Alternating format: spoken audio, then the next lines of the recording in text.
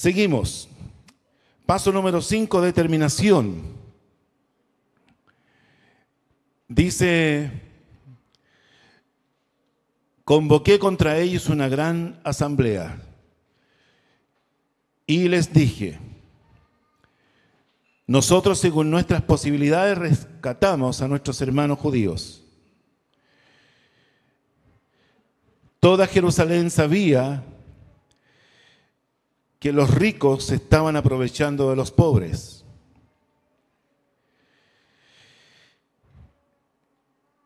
En esta determinación él estaba dispuesto a que esta situación no siguiera prolongándose.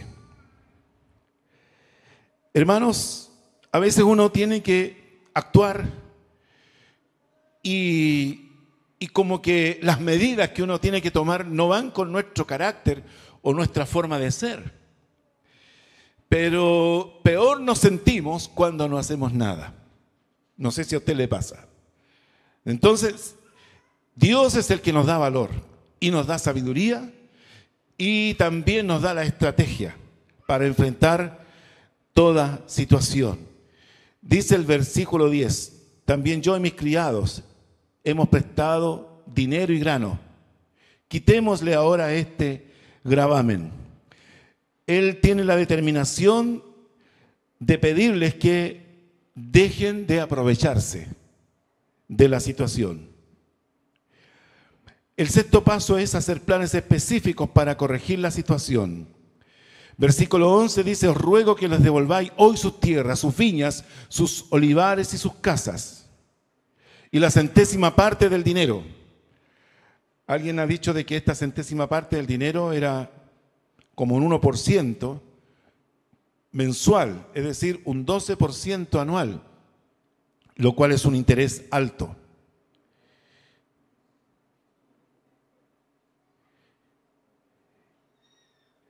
El séptimo paso es declarar los planes ante Dios. Y aquí ya vamos entrando como en lo que vamos a tratar en esta mañana. Declarar los planes ante Dios. Dijeron, lo devolveremos y nada les demandaremos. Haremos como tú dices. Qué bueno eso, ¿eh? Qué buena reacción. Hermano, Dios nos habla a tiempo y fuera de tiempo.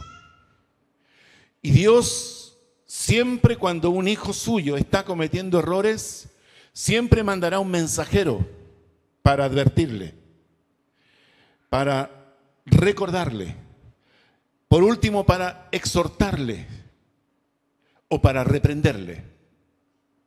Nehemías yo creo que hizo la estrategia correcta, porque era una situación que estaba destruyendo la unidad de toda la nación. Entonces él dice, si esto continúa, estos judíos ricos van a seguir enriqueciéndose, estos pobres van a seguir pasándolo mal, pasando hambre y perdiendo lo poco que tienen, y el muro de la ciudad no va a ser terminado. Entonces él dice, esto no puede continuar. Los exhorta, los reprende, les llama la atención, los corrige y ellos reaccionan bien. Aleluya. Qué bueno. Pero él no solamente se queda con eso, dice, convoqué a los sacerdotes. Y aquí está el tema, hermanos. Dice, convoqué a los sacerdotes, es decir, ustedes me están dando esta palabra, vamos a buscar a los sacerdotes, a los mediadores entre Dios y los hombres. Esos son los sacerdotes. Es decir, comprometamos nuestra palabra delante de Dios. ¿Están dispuestos a eso? Hermano, es fácil decirle, Señor, bendíceme, bendíceme, bendíceme. Pero cuando Dios me dice, oye, tienes que ponerte, tienes que reaccionar, en esto estás haciéndolo mal. Estas consecuencias puede traer lo que tú estás haciendo en este momento. Así es. Entonces él dice, convoqué a los sacerdotes y les hice jurar que harían conforme a esto. Es decir, la conexión es más efectiva cuando hacemos una promesa en público, pero también es mucho más efectiva cuando lo hacemos delante de Dios. Amén. A nivel general, cuando uno tiene problemas, no puedes superar ese problema, que es lo que se sugiere también con esto, que yo busque una persona a quien le abra mi corazón y le rinda cuentas, y que esa persona sea mi partner en esto que yo no estoy haciendo bien, y que esa persona ore por mí, pero que a su vez yo asuma el compromiso de rendirle cuentas en cómo me está yendo con esta situación. Buscar a alguien, confesarle, ofrecerle un plan o pedirle que nos ayude a elaborar un plan, cómo superar esto, y luego de eso, periódicamente, cada ciertos días, contarle cómo nos está yendo.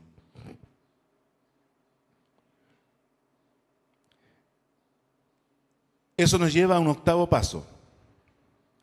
Versículo 13. El octavo paso dice: comprender la seriedad de una promesa. ¿Cuántas veces le hemos prometido algo a Dios? Dice además: sacudí mi vestido. Él está diciendo: sacudí mi vestido. O sea, imagínense de que él está allí y se saca la chaqueta. Es como si él hubiese estado con esto y de repente él hace esto.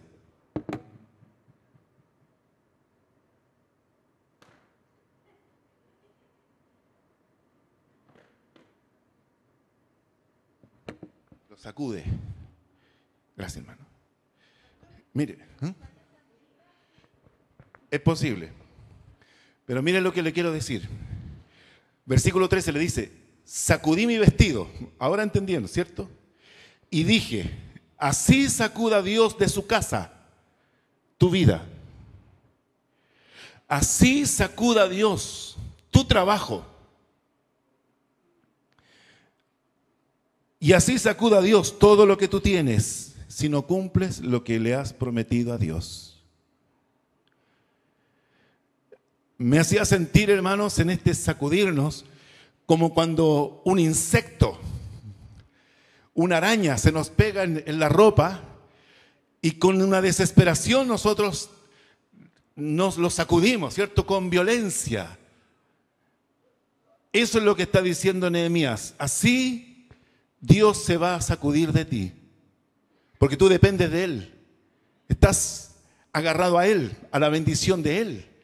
Pero si tú no cumples, si tú te haces el leso, si tú chuteas la cosa, si tú la postergas, Dios se va a sacudir de ti. Y también tu trabajo se va a sacudir de ti. Y todo lo que tú, entre comillas, tienes, se va a sacudir de ti. Hermano, a mí me dio mucho temor esto. Y traté de recordar, Señor, cuántas cosas te he prometido que no te he cumplido.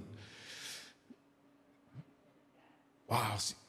La misma palabra dice: si es mejor que no prometas y cumplas, y no que prometas y no cumplas. Volvemos al pasaje para que te vaya bien, ¿cierto? En todo lo que emprendas. Si hay algo importante es cuando le hacemos promesas a Dios. Y esto nos lleva a pensar, hermanos, que administrar dinero se necesita sabiduría, mucha sabiduría, se necesita honestidad, ¿cierto? Se necesita dominio propio, se necesita planificación inteligente y realista. Por lo tanto, el manejo adecuado del dinero es importante en varios aspectos. En cómo lo ganamos. En cómo lo ganamos. En cómo lo ahorramos. Una cosa es ganar, pero también Dios nos dice que seamos precavidos, previsores, en cómo lo invertimos, en cómo lo invertimos, en cómo lo gastamos y en cómo lo damos. Yo quiero que Dios me sostenga, que Dios me afirme, que, como decía un hermano en su oración, siempre me quedó eso: tómame, Señor, y no me largues nunca. No quiero que Dios un día me sacuda, se sacuda de mí, como si yo fuera un insecto. Al contrario, ¿cierto? Por tanto, yo debo tener clarísimo que esto tiene que aplicarle sabiduría, honestidad, dominio propio y planificación inteligente y realista. ¿Se lo anoto?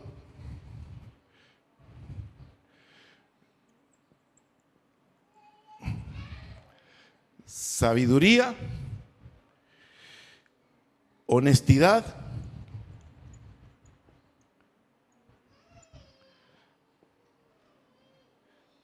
dominio propio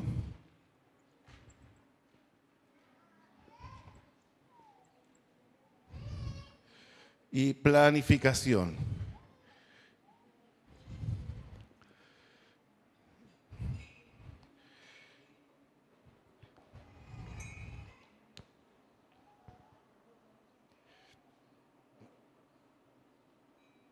¿Le gusta?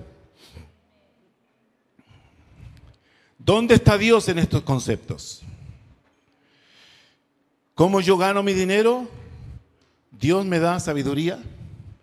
Dios espera de mí que sea honesto, nada reñido con lo ilegal, o sea, con lo legal, con lo moral, que yo lo gane, pero que tenga también dominio propio y que lo planifique. ¿Cómo yo lo ahorro? Con sabiduría, libreta del Banco del Estado, caja de compensación, AFP, chanchito, alcancía, colchón, como usted quiera. ¿Cómo lo ahorra? Ahorre. ¿Cómo lo invierte? Nuevamente aplíquele la fórmula. Con sabiduría, honestidad. Las inversiones son importantes. Dominio propio y planificado. ¿Cómo lo gasto? Con sabiduría, honestidad, dominio propio. Nunca vaya con hambre al supermercado. Nunca vaya con hambre al supermercado, ¿verdad? Y planificadamente. ¿Cómo lo da? Nuevamente la fórmula, ¿cierto? Dios te da la capacidad, hermano, de ganar. Dios te da la capacidad de ganar. Dios también te da la disciplina de ahorrar. Dios te da la sabiduría para invertir. Hay gente que tiene olfatos en los negocios. Hermano, Dios te puede enviar un resfrío terrible y perder tu olfato negociante. Como también Dios te puede dar un olfato así como de catador. donde a veces uno huele un simple vinacho, ¿cierto? Como dice la canción que cantaba un hermano en tiempos de la OP, miren qué diablo el vinacho. Pero hay otros que lo desglosan en un montón de aromas a piedra, ramas, frutos silvestres, frutos del bosque, etcétera, etcétera. Y digo, ¿dónde sacan tanta cosa? Hermano, ese olfato, Dios puede educártelo espiritualmente. Dios puede darte a ti esa sabiduría para invertir. Otro término que es súper importante, Dios te da austeridad para gastar. Austeros. Austeros porque los tiempos son difíciles. Austeros porque Dios dice, teniendo sustento y abrigo, estemos contentos con esto. Austeros porque tampoco es correcto jactarse de lo que tienes al lado de tu hermano que tiene mucho menos que tú. Dios te dé austeridad para gastar y Dios te dé esa gratitud para dar. Gratitud, porque cuando uno tiene gratitud, da. Si no tiene un corazón agradecido, piensa que todo es por la obra de su esfuerzo, el sudor de su frente, sus años de estudio y todo eso. Pero cuando uno tiene el corazón agradecido, dice, Señor, ¿quién soy yo para cerrar mi mano cuando tú demandas de mí que yo dé? Gratitud para dar. Dios te da gratitud para dar. Esto nos lleva a una pregunta. ¿Cuál es su política personal con respecto al dinero? Es importante tenerlo. ¿Qué filosofía? ¿Cuál es la filosofía que yo uso en la administración de mi dinero? ¿Hasta dónde queremos tener una vida próspera? Yo les pregunto, ¿qué es más fácil? ¿Ganarlo, ahorrarlo, invertirlo, gastarlo o darlo? Lo más fácil yo creo aquí que es gastarlo, ¿cierto? Pero cuando usted gasta con esa facilidad, con una facilidad tan distinta a cómo usted lo gana, usted va a tener problemas porque aquí va a haber un desequilibrio, porque usted va a sentir que tiene en realidad una gran diferencia entre lo que usted está ganando y lo que usted está gastando.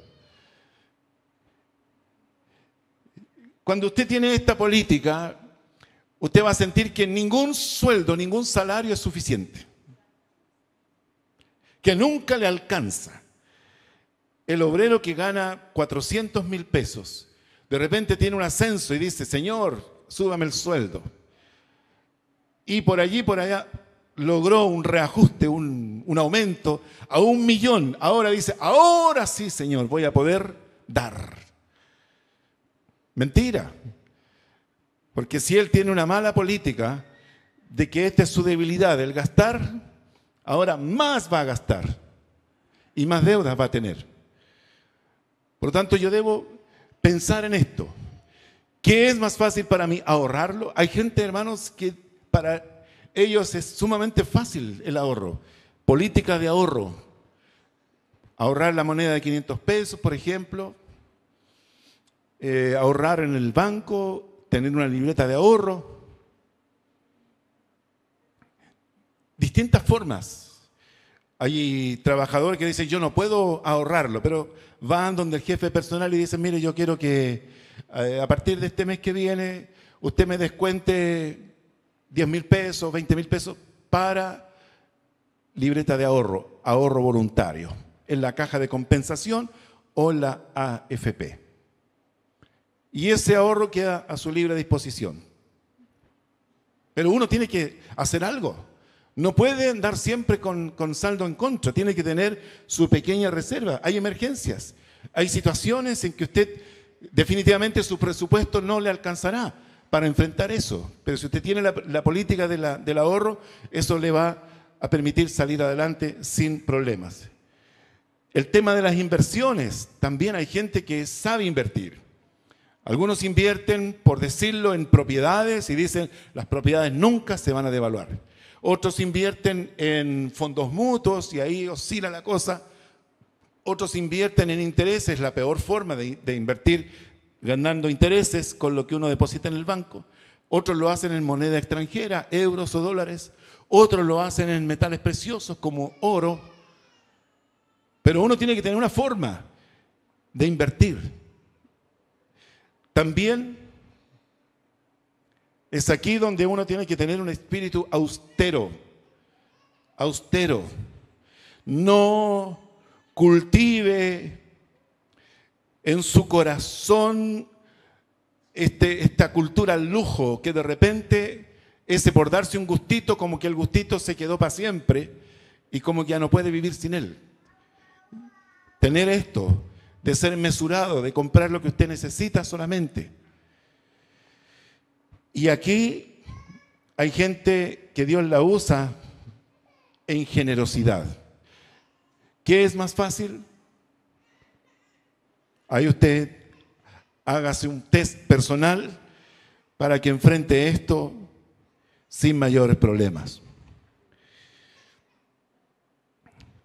Nótese que en este capítulo, desde el versículos 1 al 13, no se habla de la construcción del muro, sino simplemente se habla de este tema de la administración, del conflicto, donde había gente que tenía problemas de intereses, pagar intereses altos por préstamos, tenían problemas de hambre porque no había comida y tenían problemas en haber hipotecado sus viviendas y los pocos bienes que tenían.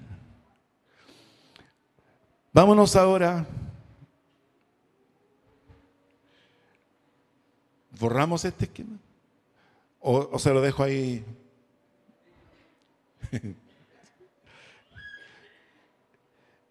Versículo 14. También desde el día en que mandó el rey que fuese gobernador de ellos en la tierra de Judá, desde el año 20 del rey Artajerjes hasta el año 32, 12 años. 12 años. La prueba, hermanos, y las adversidades producen efectos en nosotros. Pero también el progreso, también la promoción, el ser promovidos a un estatus, a un nivel superior, también produce efectos. Y a veces los efectos positivos de la adversidad son mucho mayores que los efectos positivos en la promoción. Hay gente que se reconstruye en medio de la prueba, madura, tienen otro concepto de los valores, ordenan prioridades, privilegian relaciones, porque la prueba les ha enseñado eso. Pero ¿qué pasa cuando una persona sube a otro nivel? De repente se ve administrando mucho dinero, o de repente se ve en un cargo de autoridad. Hoy día, hermanos, uno puede ver el corazón de una persona cuando estas personas cambian de estatus. Ahí aflora el espíritu de lo que ellos son. Dice, son pocos los que viven en el lujo y mantienen un equilibrio espiritual, emocional y moral. No sé si me está entendiendo. Generalmente una persona que vive en la riqueza o en una posición alta no tiene un buen equilibrio en su vida espiritual, ni en su vida emocional, ni en su vida moral.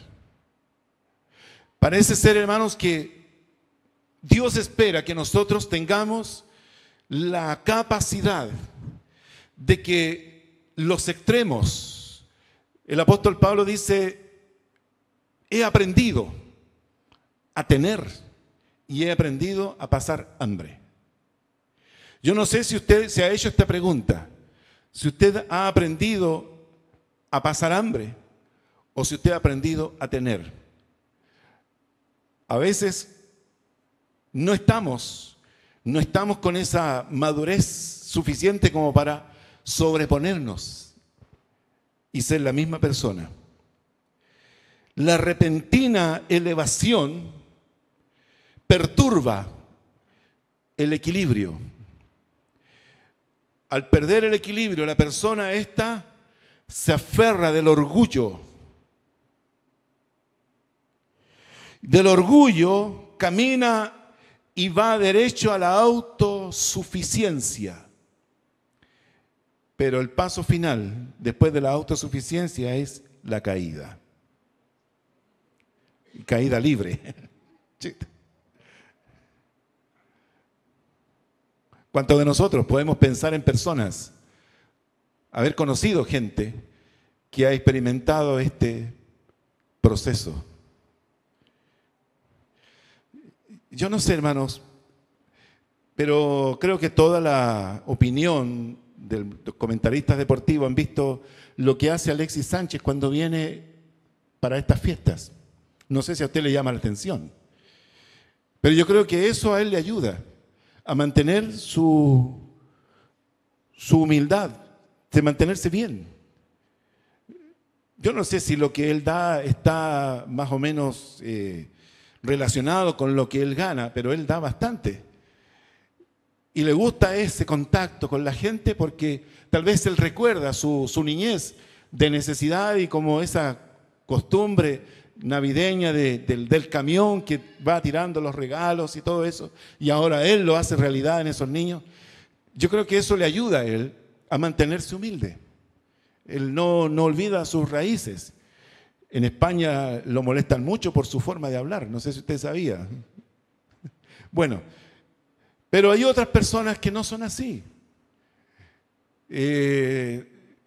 Se jactan de lo que ganan, del auto que le regalan a su esposa, como por ejemplo Valdivia, que le regaló un Mercedes-Benz, no sé qué modelo, a su esposa. Hermanos, uno va observando esto y no sé si usted se ha hecho la pregunta para sí mismo, ¿cómo sería yo si yo tuviera? Mire, quiero decirle lo siguiente, Dios sabe cómo sería usted.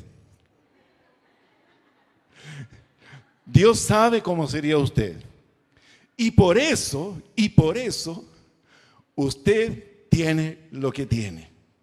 Cuando usted incorpora estos principios, todo esto, cuando usted dice, Señor, edúcame en esto.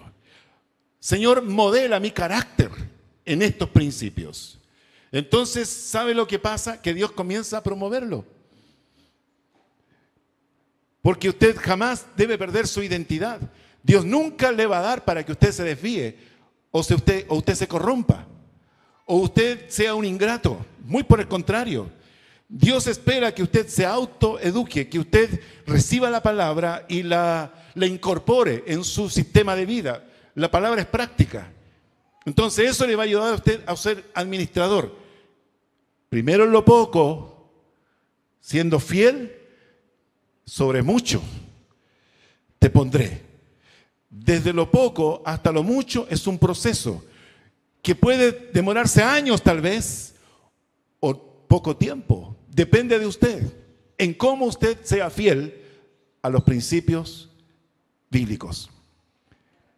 A mí me da mucho sentido el enojo de Nehemías, porque Nehemías está enojado, pero está enojado porque estos, entre comillas, poderosos del momento habían dejado de lado los principios bíblicos. Y las promesas de Dios están muy conectadas en lo que tú crees y aplicas, va también de la mano una promesa de prosperidad y de bendición de parte de Dios. Entonces, por eso le digo, hermanos, Dios conoce su corazón y por eso usted está donde está y tiene lo que tiene. Pero eso no significa que es la palabra final de Dios. Dios le dice, mira, te voy a llevar a la escuela dominical y ahí en la escuela dominical voy a hablar a tu corazón. Y ahí te voy a enseñar cosas que tú tienes que incorporar en tu vida porque yo quiero usarte poderosamente para que tú administres personas, vidas o estés en sitiales de autoridad, porque yo sé que tú nunca te vas a confundir. No te vas a llenar de orgullo ni de autosuficiencia, no te va a entrar humo en la cabeza. ¿Ha escuchado esto de que le entró humo, cierto? ¿Ah? Se le fueron los humos a la cabeza. ¿Y por qué? Porque la cabeza no estaba sellada. Claro. Hermanos, la palabra de Dios es la que debe ocupar todos esos vacíos, esos espacios donde no hay principios, donde no hay, podríamos decir, fundamentos. Uno como hombre de fe tiene que caminar creyendo en la palabra de Dios. Uno tiene que decirle, Señor, esto yo lo aplico porque lo creo. Y lo creo porque lo dices tú, porque está en tu palabra, yo camino por eso. Aunque el mundo me critique, no importa, yo voy a caminar en base a lo que tú estableciste en tu palabra. La mayoría puede pasar por la degradación, pero son pocos los que pueden ser aprobados en la promoción. Salmo 75, versículos 5 al 7. Tenemos minutos todavía, hermano, gracias a Dios. Salmo 75.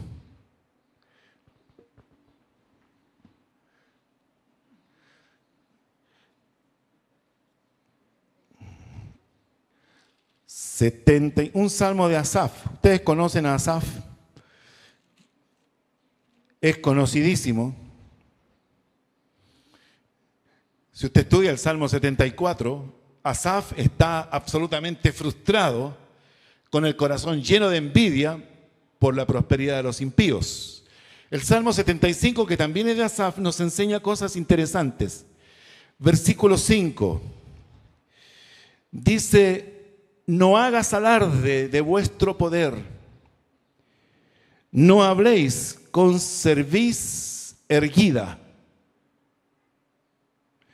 porque de oriente, ni de occidente, ni del desierto viene el enaltecimiento. ¿De dónde viene entonces? Del propio corazón, engañoso y perverso más que todas las cosas. Nadie puede decir que del oriente o del occidente vino mi enaltecimiento, mas Dios es el juez. A este humilla y a este enaltece. Entonces, hermanos, no nos creamos el cuento. No nos creamos el cuento. Esto está en las manos de Dios. Usted prepárese, sea fiel, incorpore los principios bíblicos en su corazón, que nunca ni la extrema pobreza, ni la riqueza, ni el poder le vayan jamás a mover de lo que usted es como hijo de Dios. ¿Qué nos dice este salmo? Que su promoción no se hizo sola. Siempre estuvo la mano de Dios. La mano de Dios. Entonces, ¿qué es lo que usted tiene que hacer? Aceptar la promoción de Dios. Estamos en Nehemías 5:14. Desde el día que me mandó el rey. Curiosamente, este rey era un rey pagano, ¿cierto? Sin embargo, él lo toma con una responsabilidad tremenda. Desde el día que me mandó el rey que fuese gobernador. Eso significa que antes no era gobernador. ¿Qué era Nehemías antes? Copero. Y de copero se fue a ser constructor, ¿cierto? Organizar la construcción del muro. Pero en algún minuto de la vida de Nehemías llega esta honra, este reconocimiento. Hermanos, en el reino de Dios, el que nace chicharra no muere cantando.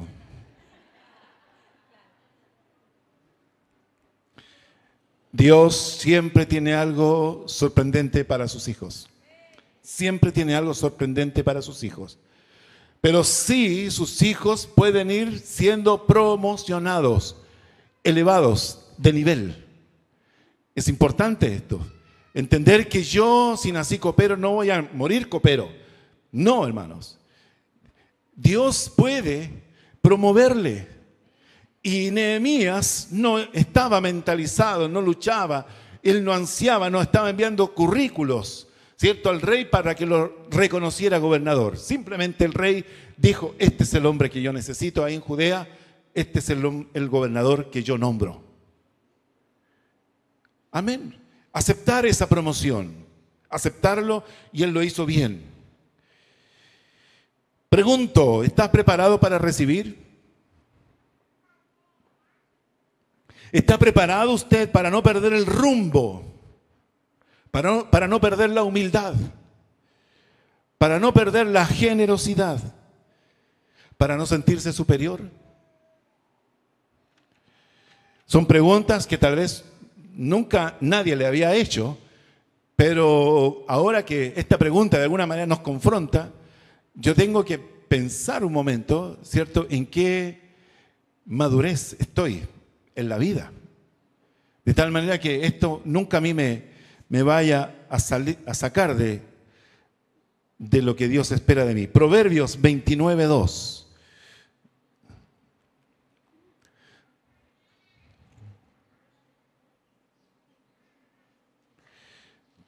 Proverbios 29:2. Dice: cuando los justos dominan,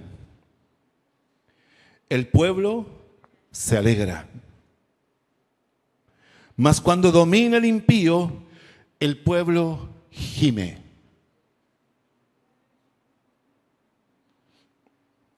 Piense usted en esto. ¿Quiénes son los que están dominando ahora? ¿Los justos o los impíos? Yo pienso, hermanos, que ha sido negligencia nuestra el que no hayan más justos dominando o gobernando. Nosotros somos los que debemos preparar la generación que domine o que gobierne para alegrar al pueblo. Nosotros debemos hacerlo. Más cuando domina el impío, el pueblo gime. Nosotros generalmente, hermanos, con el tema de votar, por ejemplo, ¿qué parámetros usamos? ¿Cómo evaluamos? ¿Cómo medimos? ¿Por quién vamos a hacerlo? Y yo creo que más de alguno. Yo creo que gran parte del pueblo cristiano votó un buen porcentaje por Bachelet y otro buen porcentaje por Evelyn Matei. Y otro por Parisi. ¿Por qué? No teníamos más opciones. Llegará ese día.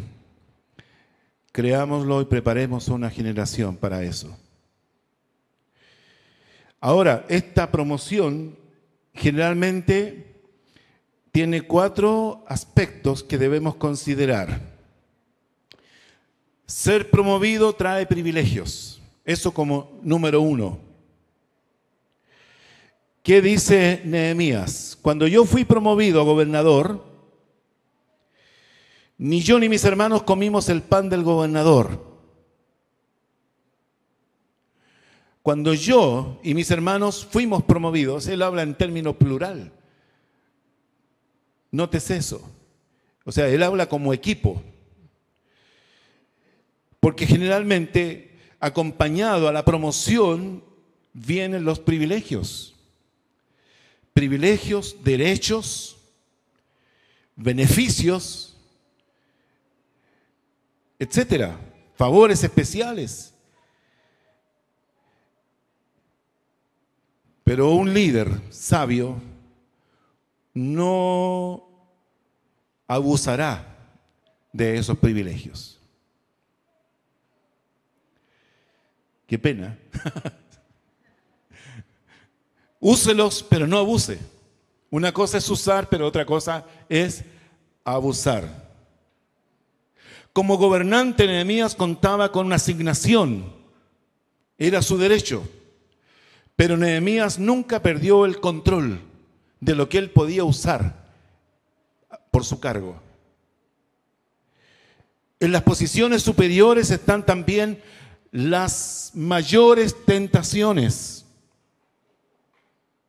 Están también los ataques espirituales. Y están también las más grandes presiones. No sé si usted captó esta frase.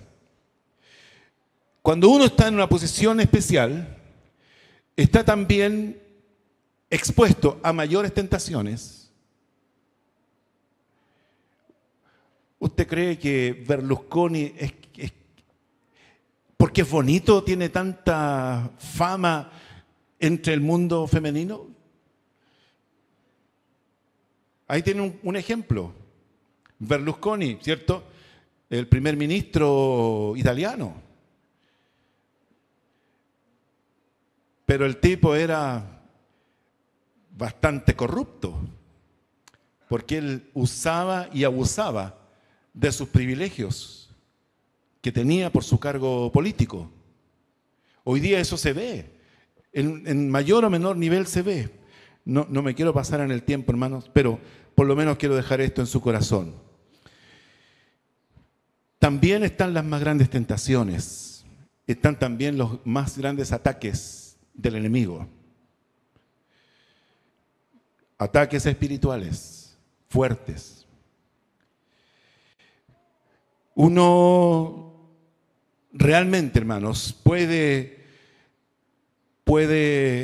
enfrentar esos ataques estando sujeto a autoridad. Por muy autónomo o independiente que usted sienta que es, por causa de estos ataques espirituales, usted debe tener una cobertura espiritual y nunca subestimarla. Yo hago este énfasis, hermano, porque a veces en las iglesias hay gente que tiene más que el pastor, que tiene más educación que el pastor, pero eso como que sienten que ellos pueden imponerle o menospreciar a esa persona. Es importante, hermanos, no importa la posición que usted tenga, por favor, tome en cuenta lo que este consejo dice.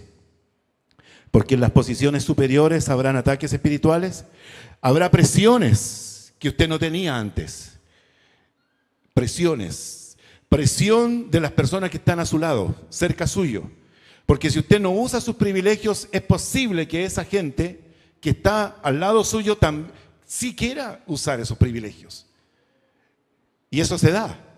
Usted sabe que no solamente se elige alcalde, sino que el alcalde va con su equipo, ¿cierto? Y tal vez el alcalde tiene algún grado de moral, ¿cierto?, de principios, pero eso no garantiza que las personas que están cerca de él también hagan lo mismo.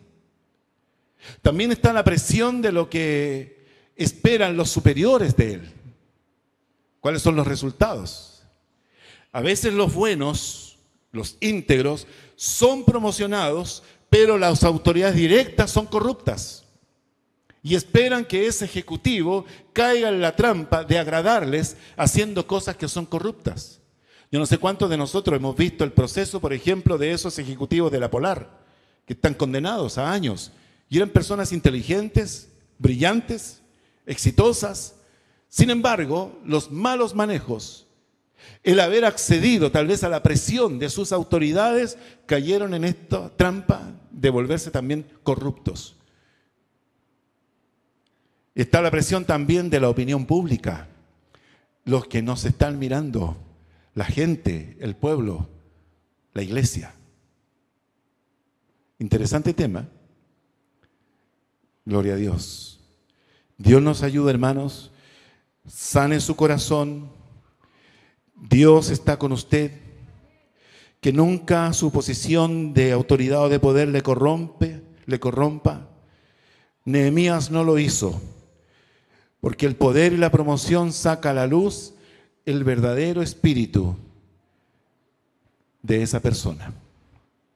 Hemos aprendido dos grandes temas en esta mañana: el cómo administrar nuestros dineros y el cómo administrar la posición donde Dios nos eleva. Oramos al Señor. Señor, te damos gracias por esta mañana donde tú nos has traído para sentarnos a la mesa y comer de tu palabra. Señor, gracias por advertirnos, gracias por corregirnos, gracias, Señor, por instruirnos y aconsejarnos, gracias, Señor, por también advertirnos de que es posible que nuestro estilo de vida, que nuestro estatus cambie y que tú nos eleves a posiciones de autoridad, de honra, de poder. Señor, si eso ocurre en tus hijos, que lo que hemos compartido en esta mañana pueda traerle luz en cómo debe comportarse. Yo te doy gracias, Señor, por lo que has tratado con nosotros. Creemos, Dios mío, que en tu mano están la riqueza, la sabiduría, la honra y el poder. Eres tú, Señor, el que nos da esa capacidad gloriosa. Yo te ruego, Señor, que nos aferremos a ti y que estemos sostenidos por tu mano y que nunca, Señor, tú te sacudas nuestras vidas de tu persona, que nunca te sacudas, Señor, de nuestros bienes, de nuestra familia, de nuestro trabajo. Padre Celestial, gracias te doy por lo que tú has tratado con nosotros en esta mañana. Bendice cada uno de tus hijos, bendice cada hogar representado. Esta es nuestra última escuela dominical de este año 2014.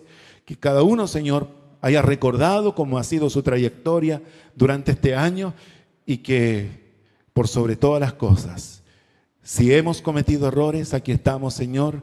Tu palabra dice, si confesamos nuestros pecados, tú eres fiel y justo para perdonar nuestros pecados y limpiarnos de toda maldad. Porque ya este próximo domingo estaremos enfrentando un nuevo año y queremos hacerlo con tu maravillosa bendición.